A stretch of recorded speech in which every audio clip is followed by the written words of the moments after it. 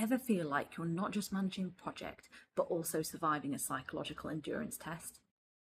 Deadlines, budgets, stakeholders, and lurking in the shadows, the infamous micromanager, ready to swoop in and turn every decision into an interrogation. Today, let's talk about how micromanagement wrecks projects, drives teams to madness, and most importantly, how to cope or escape. The issue is that micromanagement happens when a leader doesn't trust their team. But instead of fixing their own insecurities, they suffocate everyone around them. It's like being handed a car and told to drive and then having the passenger yank the steering wheel every 5 seconds. At first, it's frustrating. Then it just becomes infuriating. Eventually, it just drains every ounce of your motivation. Why put effort into creative problem solving when your boss is just going to redo everything you've done? Why take the initiative when every minor step requires a formal review?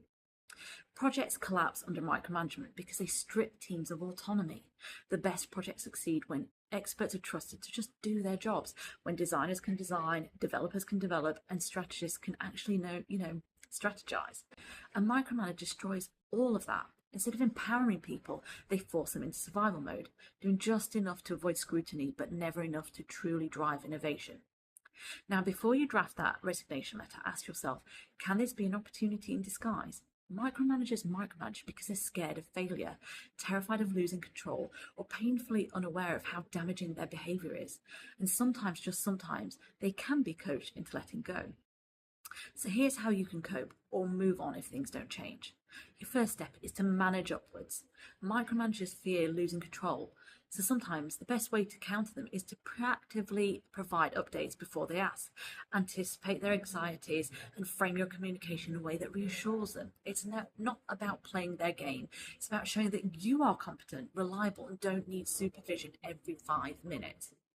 Your next step is to set boundaries. If they're constantly interfering in minor details, redirect them towards the bigger picture. Ask them strategic questions that force them to step back, like, what are the real priorities? What does success look like at a macro level? If they're obsessing over font sizes in a presentation, nudge the conversation towards messaging and impact instead.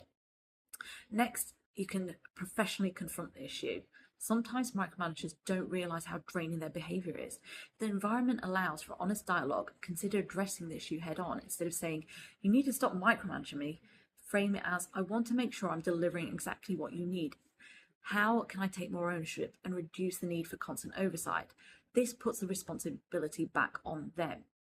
Your next step is, you need to know when to leave. If every attempt fails, your manager is unwilling to change, then the hard truth is it might be time to move on. No paycheck is worth the daily battle against stress, creative suffocation, burnout. The best teams thrive in environments of trust, and if yours isn't one of them, there's nothing wrong with seeking something better.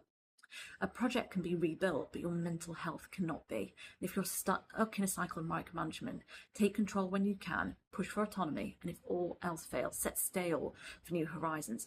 Because success isn't about completing tasks, it's about thriving in the environment